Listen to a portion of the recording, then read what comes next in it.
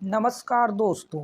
आज हम लोग जैन धर्म के बारे में पढ़ेंगे दोस्तों। इसके पहले बौद्ध धर्म का वीडियो डाला जा चुका है, आप उन्हें जाके देखें और अपनी तैयारी को और भी अच्छा बनाएं। चलिए दोस्तों, वीडियो को हम लोग प्रारंभ करते हैं। स्क्रीन पर आपको दिख रहा है जैन धर्म। तो जैन धर्म के बारे में जो भी महत्वपूर्ण क्वेश्चन है लगातार एग्जामों में बनते हैं साथियों, उनको हम लोग इस वीडियो में पढ़ेंगे। तो पहले सामान्य परिचय क्या है जैन धर्म का जान लेते हैं। जैन शब्द संस्कृति के किस शब्द से बना है? तो जैन धर्म संस्कृति के जिन शब्द से बना है दोस्तों, याद रखेंगे जिन शब्द से। जिन शब्द का शाब्दिक अर्थ याद रखें दोस्तों। अभी पेट में ये एग्जाम में पूछा गया है कि पेट 2023, तो कोई एक पेपर के शिफ्ट में ये क्वेश्चन आया कि जिन शब्द का शाब्दिक अर्थ क्या होता है। तो जिन शब्द का शाब्दिक अर्थ साथियों याद रखेंगे विजेता होता है। क्या होता है दोस्तों? विजेता। तो जिन शब्द का शाब्दिक अर्थ विजेता होता है। जैन मत के जो संस्थापकों का क्या नाम है? तो अलग अलग संस्थापक थे, तो वो जो महत्वपूर्ण संस्थापक थे उन्हें तीर्थंकर कहा गया है। जैन साहित्य में तीर्थंकर कहा गया है। जैन महात्माओं को क्या संज्ञा दी गई है दोस्तों? तो संज्ञा क्या दी गई है? उन्हें निर्ग्रंथ कहा गया है। क्या कहा गया है? निर्ग्रंथ कहा गया है।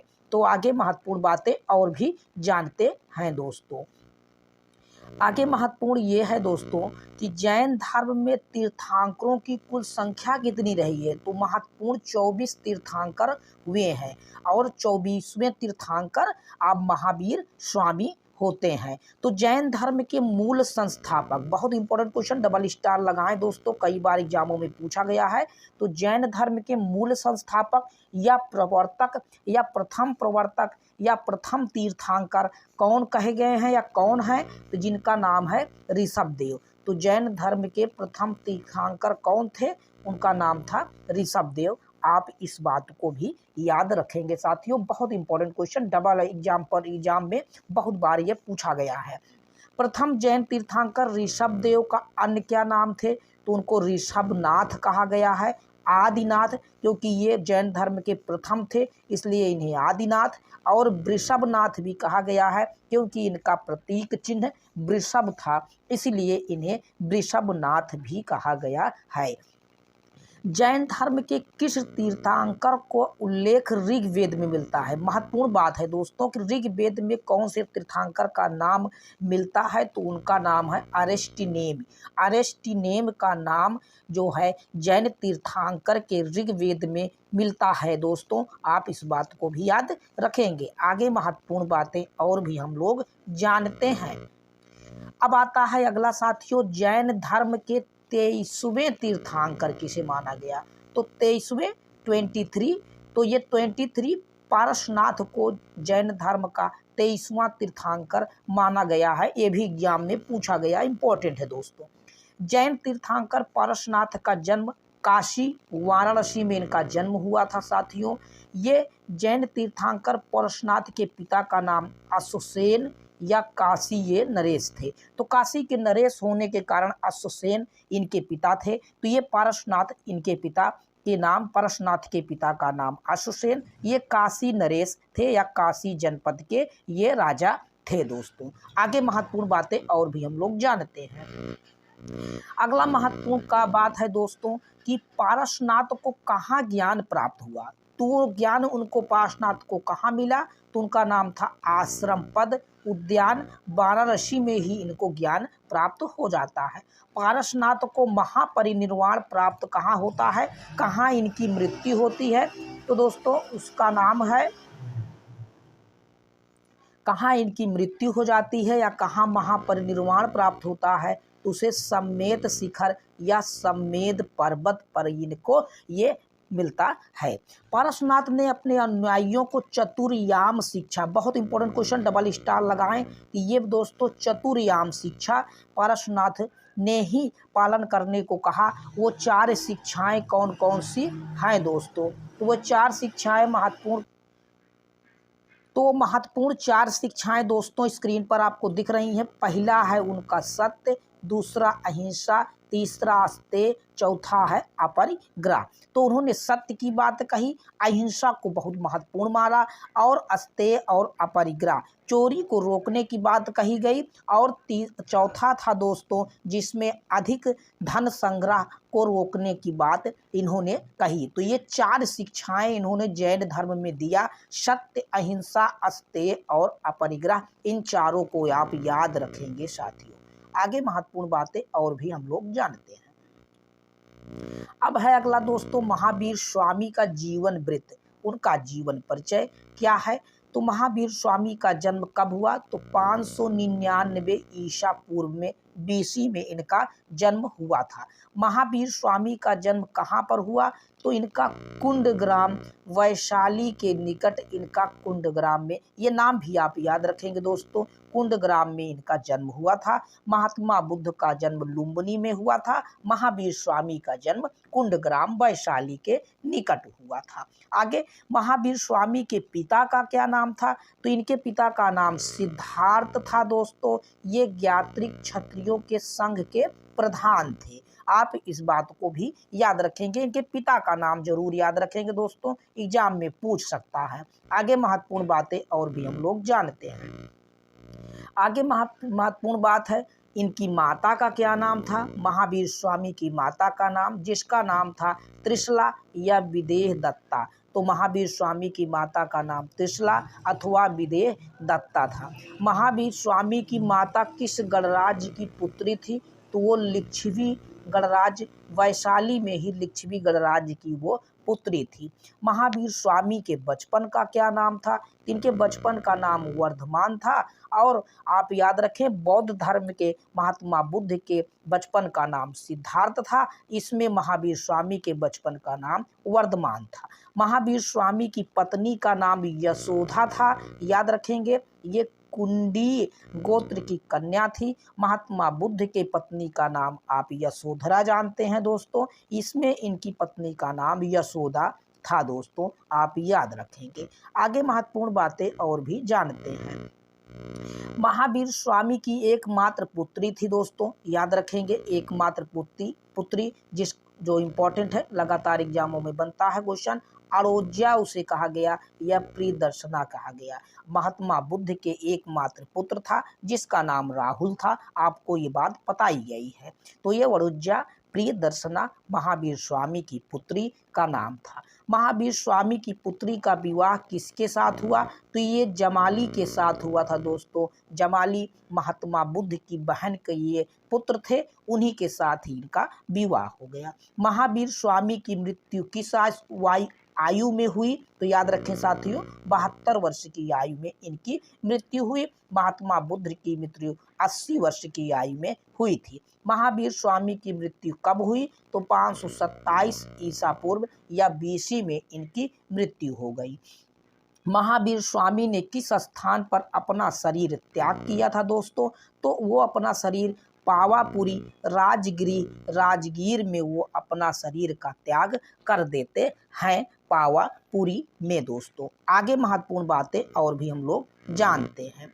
महावीर स्वामी को कितने वर्षों की कठोर तपस्या तथा साधना के बाद उन्हें ज्ञान प्राप्त हुआ, याद रखें साथियों, उन्हें 12 वर्ष लगातार वो तपस्या करते रहे और उन्हें ये साधना के द्वारा ज्ञान प्राप्त हुआ। महावीर स्वामी को पूर्ण ज्ञान किस स्थान पर प्राप्त हुआ था, तो याद रखेंगे जिम्ब्रिक ग्राम के समीप इनको पूर्ण ज्ञान प्राप्त हुआ था। आप याद रखें दोस्तों, अभी आपको पढ़ाया जा चुका है कि महात्मा बुद्ध को ज्ञान कहाँ प्राप्त हुआ और महावीर स्वामी को कहाँ ज्ञान प्राप्त हुआ, दोनों बातें अलग अलग हैं, आप इनको याद रखेंगे, ध्यान दीजिए दोस्तों। आगे है महावीर स्वामी को केवल या पूर्ण ज्ञान किस नदी के तट पर तथा किस वृक्ष के नीचे प्राप्त हुआ, तो दोनों बातें लगातार एग्जाम में बनती है। तो किस नदी के तट पर और किस वृक्ष के नीचे, तो ऋजुपालिका नदी के तट पर इनको ज्ञान प्राप्त हुआ। और महात्मा बुद्ध को आपने जानते हैं दोस्तों, निरंजना फल्गु नदी के तट पर उनको मिला ज्ञान, इन्हें ऋजुपालिका नदी के तट पर हुआ। इनको साल वृक्ष के नीचे ज्ञान प्राप्त हुआ और महात्मा बुद्ध को पीपल वृक्ष के नीचे ज्ञान प्राप्त हुआ था। तो ये दोनों महत्वपूर्ण बातें आप याद रखेंगे। दोनों अगर आप मिला के पढ़ेंगे, महावीर स्वामी, महात्मा बुद्ध, तो दोनों को महत्वपूर्ण बातें आपको कंफ्यूज नहीं होगा साथियों, आपको चीज़ें हमेशा हमेशा के लिए याद हो जाएंगी। चलिए दोस्तों आगे बात जानते हैं। ज्ञान प्राप्ति के पश्चात महात्मा बुद्ध क्या कहलाए? जब उन्हें ज्ञान मिला तो वो केवलिन कहलाए या आहरत योग्य कहलाए, जिन या विजेता कहलाए, निर्ग्रंथ या बंधन रहित कहलाए, भौतिक बंधन से वो मुक्त हुए और बंधन रहित कहलाए।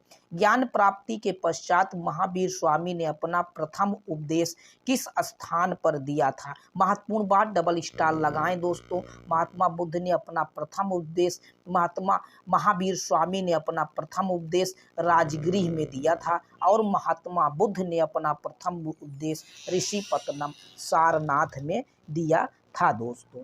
आगे महत्वपूर्ण बातें और भी हम लोग जानते हैं। महावीर स्वामी ने अपना प्रथम शिष्य किसे बनाया था दोस्तों? तो महावीर स्वामी ने अपना प्रथम शिष्य किसे बनाया? तो ये उन्हीं के दामाद थे जिनका नाम जमाली था। इन्हीं को इन्होंने अपना प्रथम शिष्य बनाया था दोस्तों, आप इस बात को याद रखेंगे। आगे महत्वपूर्ण बातें और भी जानते हैं दोस्तों। जमाली ने महावीर स्वामी के किस सिद्धांत का मतभेद के कारण विद्रोह भी कर दिया था? याद रखें साथियों, जमाली इनके दामाद थे, इनकी पुत्री प्रियदर्शना अड़ोज्या उन्हीं के पति थे।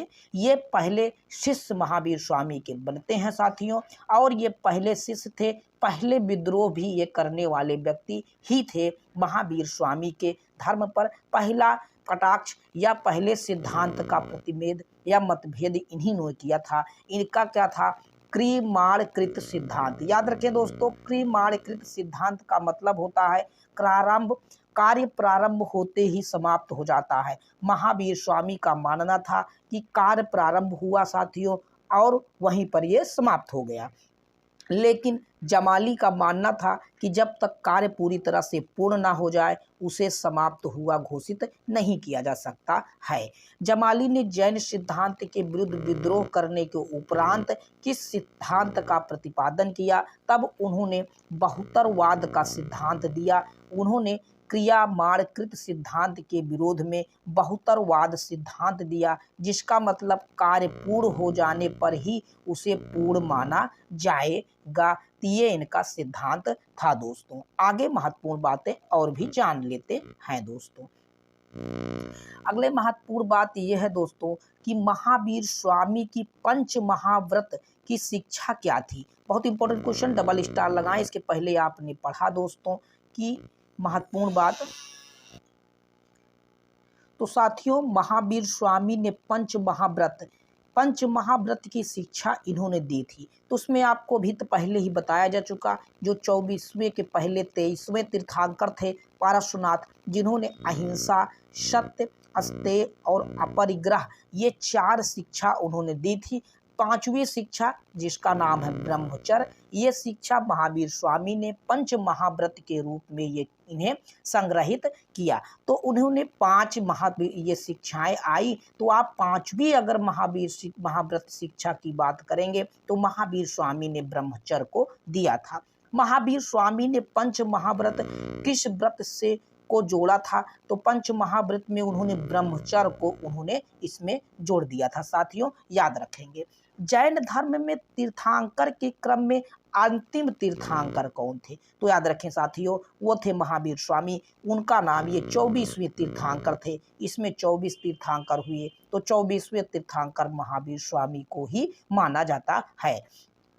अब आता है प्राचीनतम जैन धर्म क्या कहलाता है? जो सबसे प्राचीन धर्म था उसे 14 पूर्व कहा जाता है। प्राचीनतम जैन धर्म को 14 पूर्व कहा जाता है। आगे महत्वपूर्ण बातें और भी जानेंगे दोस्तों। चैनल को आप सब्सक्राइब करके लाइक जरूर कर दें दोस्तों, ताकि ऐसे ही शानदार वीडियो आपको मिलता रहे। लाइक आप नहीं करते, जरूर करते रहें। हमारा प्रयास आपके लिए दोस्तों लगातार जारी रहेगा। अगला महत्वपूर्ण बात है जैन धर्म के तीर्थंकर और उनके महत्वपूर्ण प्रतीक। इन पर क्वेश्चन लगातार बनते हैं, तो महत्वपूर्ण कुछ हैं जिनके नाम ये आपको याद कर सकते हैं दोस्तों। जैसे प्रथम है ऋषभदेव, जिन्हें आदिनाथ कहा गया है। इन्हें वृषभनाथ भी कहा गया है क्योंकि इनका प्रतीक चिन्ह वृषभ था। उसके बाद दूसरे अजीतनाथ थे, जिन्हें गज और हाथी इनका प्रतीक चिन्ह था। शंभवनाथ में अश्व और घोड़ा है। अभिनंदन में बंदर है। सुमतिनाथ में क्रौच पक्षी है। पद्म प्रभु में कमल पद्म है। और आगे महत्वपूर्ण बातें इनके जानते हैं दोस्तों। सुपार्श्व थे, जिनका स्वास्तिक निशान है दोस्तों। सुपार्श्वनाथ का इंपॉर्टेंट है, याद रखें। स्वास्तिक आप याद रखें, ऐसे ही स्वास्तिक का निशान बनता है। इनका प्रतीक चिन्ह स्वास्तिक था। आगे महत्वपूर्ण बातें और भी जानते हैं। लास्ट में कुछ महत्वपूर्ण है दोस्तों, याद रख ले। मल्लीनाथ, जिनका प्रतीक चिन्ह कलश था। और नेमिनाथ का याद रखेंगे दोस्तों, नीलकमल है। अरिष्टनेमि का शंख, इसके बारे में इंपॉर्टेंट है, याद रखेंगे दोस्तों। पारसनाथ का महत्वपूर्ण है, कई बार एग्जाम में पूछा गया। सर्प है पारसनाथ का, इंपॉर्टेंट है, एग्जाम में याद रखें। और अंतिम तीर्थंकर के चिन्ह थे सिंह, इन्हें माना जाता है प्रतीक चिन्ह सिंह है, इसको भी आप याद रखेंगे साथियों। आगे महत्वपूर्ण बातें और भी जानते हैं। अगला है सुविधिनाथ। सुविधिनाथ को पुष्पदंत कहा जाता है, याद रखेंगे। अरिष्ट नेम डबल स्टार लगा ले साथियों, इस पे एग्जाम में लगातार में मिलता है। अरिष्ट नेम का संबंध भगवान कृष्ण से जोड़ा जाता है। कहा जाता है कि अरिष्ट नेम भगवान श्री कृष्ण के समकालीन थे दोस्तों। महावीर स्वामी को वर्धमान, सन्मति, वीर और जिनेंद्र भी कहा जाता है। तो ये महत्वपूर्ण और भी नाम थे महावीर स्वामी के, जिन्हें वर्धमान, सन्मति, वीर और जिनेंद्र। भद्रबाहु रचित कल्पसूत्र, याद रखिए साथियों, बहुत इंपॉर्टेंट रचना है भद्रबाहु का ये कल्पसूत्र में तीर्थंकरों का जीवन वृत्त, तीर्थंकरों की जीवनी इस पर लिखी गई है। भद्रबाहु रचित कल्पसूत्र में तीर्थंकर की जीवन वृत्त या जीवन लीला। आगे महत्वपूर्ण बातें और भी हम लोग पढ़ते हैं दोस्तों। अगला महत्वपूर्ण है जैन दर्शन के अनुसार त्रिरत्न का क्या होता है। त्रिरत्न का क्या प्राप्त होता है, तो कर्म फलों का नाश हो जाना त्रिरत्न से होता है। अणुव्रत सिद्धांत, अणुव्रत सिद्धांत का प्रतिपादन किस धर्म से संबंधित है, तो ये जैन धर्म से अणुव्रत सिद्धांत है दोस्तों। स्यादवाद जैनों के लिए क्या महत्व रखता है, तो जैनों का ज्ञान सिद्धांत ही स्यादवाद कहलाता है। स्यादवाद सिद्धांत किस धर्म से संबंधित है, तो स्यादवाद सिद्धांत आप याद रखेंगे, ये जैन धर्म से संबंधित है। जैन दर्शन में स्यादवाद कितनी संभावनाएं व्यक्त की गई हैं, तो 7 प्रकार की संभावनाएं जैन दर्शन के स्यादवाद में व्यक्त की गई है दोस्तों। आगे महत्वपूर्ण बातें और भी जानते हैं। जैन धर्म किस विचारधारा में विश्वास करता है, ध्यान दीजिए दोस्तों। जैन धर्म में ये स्यादवाद, सप्तभंगी नय और नयवाद, इन 3 महत्वपूर्ण बातों पर ये विचारधारा पर विश्वास करता है। अनेकांतवाद में क्रोध सिद्धांत एवं दर्शन है दोस्तों, ये जैन दर्शन, इसे सप्तभंगी सिद्धांत भी कहते हैं। जैन धर्म सिद्धांत के संदर्भ में सत्य कथन क्या है, तो कर्म को विनष्ट करने का सुनिश्चित मार्ग तपश्चर्या कहा गया है। तो जो कर्म में विनष्ट करना ही सुनिश्चित मार्ग है। प्रत्येक वस्तु में चाहे वह सूक्ष्मतम कण हो, आत्मा होती है। तो ये मानता है कि हर प्रत्येक वस्तु में आत्मा होती है। कर्म आत्मा का विनाशक है दोस्तों, आत्मा का विनाश कर्म के द्वारा हो जाता है और अवश्य इसका अंत करना चाहिए। ये महत्वपूर्ण सिद्धांत थे जैन धर्म के। आगे महत्वपूर्ण बातें और भी जानें।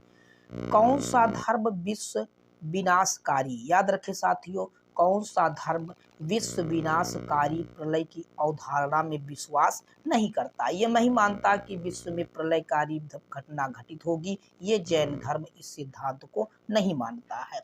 समाधि मरण, बहुत इंपॉर्टेंट क्वेश्चन, डबल स्टार इसमें भी लगाएं। समाधि मरण किस दर्शन से संबंधित है, जैन धर्म से संबंधित है। जैन धर्म में दोस्तों समाधि करके अपना आत्मा का त्याग किया जाता है। जैन धर्म के त्रिरत्न या 3 रत्न का भाग है। त्रिरत्न में जैसे उचित मार्ग, उचित ज्ञान और उचित व्यवहार, ये महत्वपूर्ण जैन धर्म के 3 रत्न हैं। महाव्रत और त्रिरत्न, महाव्रत और त्रिरत्न किस धर्म से संबंधित है? तो पंच महाव्रत और त्रिरत्न ये जैन धर्म से संबंधित हैं। पंच महाव्रत अभी आपने पढ़ा, सत्य, अहिंसा, अस्तेय, अपरिग्रह और ब्रह्मचर्य, ये 5 पंच महाव्रत हैं। त्रिरत्न में ही आप जानते हैं उचित मार्ग, उचित ज्ञान, उचित व्यवहार महत्वपूर्ण है दोस्तों। आगे महत्वपूर्ण बातें और भी जानते हैं। जैन धर्म के सिद्धांत में शामिल है, महत्वपूर्ण है, उन्होंने अहिंसा पर अत्यधिक बल दिया। अहिंसा को वो लोग बहुत ही महत्वपूर्ण मानते थे। काया क्लेश से शरीर का अंत करना ये भी महत्वपूर्ण था, और जन्म भाषा में प्रचार करना, या इन्होंने जैन धर्म में प्रकृति भाषा में इन्होंने प्रचार प्रसार किया। जैन धर्म में संलेखना बहुत ही इम्पोर्टेंट उद्योग है दोस्तों। संलेखना, उपवास द्वारा प्राण त्याग कर देना, ये जैन धर्म से संबंधित था। जैन धर्म के अनुसार जगत के निर्माण में कौन से तत्व सहयोगी हैं? तो जगत के निर्माण में जीव, पुद्गल, आकाश, धर्म, अधर्म और काल, ये महत्वपूर्ण चीजें हैं। आज के संसार को निर्माण करने में जैन धर्म का ये मानना है। आगे महत्वपूर्ण बातें और भी हम लोग जानते हैं। आगे महत्वपूर्ण बात यह है दोस्तों, जैन धर्म के कर्म परमाणुओं के पूर्ण विनाश को सूचित करने वाली अवस्था को क्या कहा जाता है? निर्जरा। कर्म का पूरी तरह से नाश हो जाना निर्जरा कहलाता है। जैन के अनुसार कौन एक बहुदेश व्यापी अस्तिकाय द्रव्य नहीं है? तो काल नहीं है दोस्तों। महावीर एक क्षत्रिय के गर्भ में स्थानांतरित किए गए, इससे क्या तात्पर्य है? ध्यान दीजिए दोस्तों, कहा जाता है कि महात्मा महावीर का जन्म पहले ब्राह्मण परिवार में हो रहा था, लेकिन क्षत्रिय के गर्भ में इनको स्थानांतरित कर दिया गया। तो वर्ण अधिक्रम में ब्राह्मणों की सर्वोच्चता की अस्वीकारोक्ति भी माना जाता है कि उनकी सर्वोच्चता को नहीं माना गया। अब सर्वोच्चता जो है क्षत्रिय के रूप में होने लगे दोस्तों। आगे महत्वपूर्ण बातें और भी जानते हैं। अगला है महत्वपूर्ण बात दोस्तों, जैन धर्म में अनंत चतुष्टय की स्थिति किस बात को दर्शाती है? अनंत चतुष्टय मोक्ष प्राप्ति की बात करता है। अनंत चतुष्टय जैन के अनुसार ज्ञान किन माध्यमों से प्राप्त किया जा सकता है? तो आप याद रखेंगे, मति सामान्य ज्ञान, श्रुति सुनकर दोस्तों, अवधि दिव्य ज्ञान के द्वारा, मनः पर्याप्त अन्य व्यक्तियों की बात को जान लेना, और कैवल, ये महत्वपूर्ण है दोस्त माध्यम है जिससे आप ज्ञान प्राप्त कर सकते हैं। तो नॉर्मली आप जानिए दोस्तों, सामान्य ज्ञान आप प्राप्त करते ही हैं, सुनकर आप ज्ञान प्राप्त करते हैं, दिव्य ज्ञान भी आप प्राप्त कर सकते हैं, और अन्य व्यक्तियों की बातों को सुनकर जानकर भी आप ज्ञान प्राप्त कर सकते हैं। कैवल में भी आप ज्ञान प्राप्त कर सकते हैं। तो ये जैन धर्म का प्रथम वीडियो है दोस्तों। लगातार वीडियो देखते रहें, अभी जैन धर्म पर कई वीडियो आएगी। उसके बाद लगातार वीडियो आपको इतिहास सब्जेक्ट का मिल रहा है, आप तैयारी करते रहें, और आने वाले एग्जाम के लिए इसमें सभी महत्वपूर्ण क्वेश्चन आपको PDF पर वीडियो मिलता रहेगा। चलिए दोस्तों, नेक्स्ट वीडियो में हम लोग मिलते हैं। धन्यवाद।